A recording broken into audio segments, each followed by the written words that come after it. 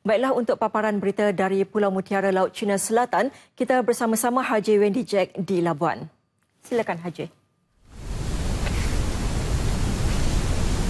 Terima kasih rakan penyampai di Angkasa Puri. Labuan perlukan jalinan prasarana hubungan dengan Sabah yang lebih baik bagi memastikan wilayah ini terus berdaya maju.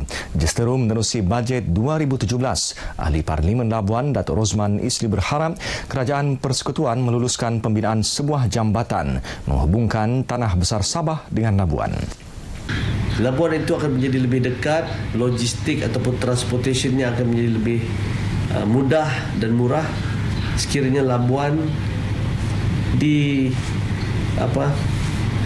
dihubungkan dengan Sabah itu dengan baik. Yang paling baik jambatan lah. Ketika ini, Labuan menanggung kos logistik yang tinggi bagi membawa masuk barangan keperluan dan bahan mentah dari Sabah kerana terpaksa menggunakan jalan darat dan laut. Dengan adanya jambatan, kos sara hidup penduduk Labuan juga akan lebih melegakan, terutama bagi golongan berpendapatan rendah B40 dan sederhana M40. Jambatan itu sebenarnya akan boleh menjadikan semua industri pun berkembang rancang di Labuan.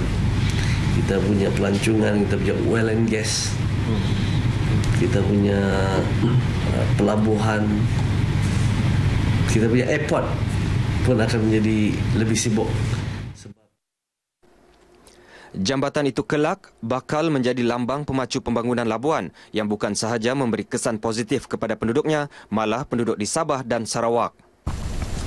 Lapangan terbang Labuan bersedia menerima penerbangan tambahan khususnya penerbangan sewa khas membawa pelancong dari China dan sebaliknya.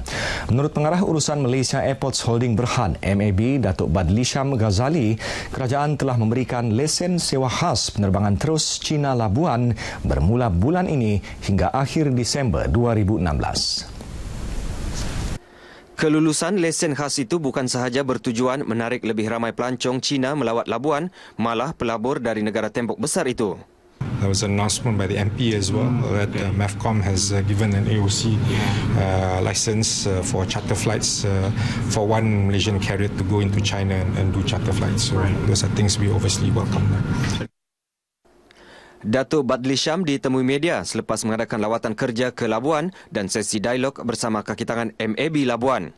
Menurut Datuk Badli Sham, landasan lapangan terbang Labuan mampu menerima pendaratan pesawat 737 dan Airbus 330. Sempena lawatan kerja itu, Datuk Badli Sham turut menyampaikan sumbangan zakat kepada Pusat Bimbingan Tahfiz Quran Al-Umi Labuan.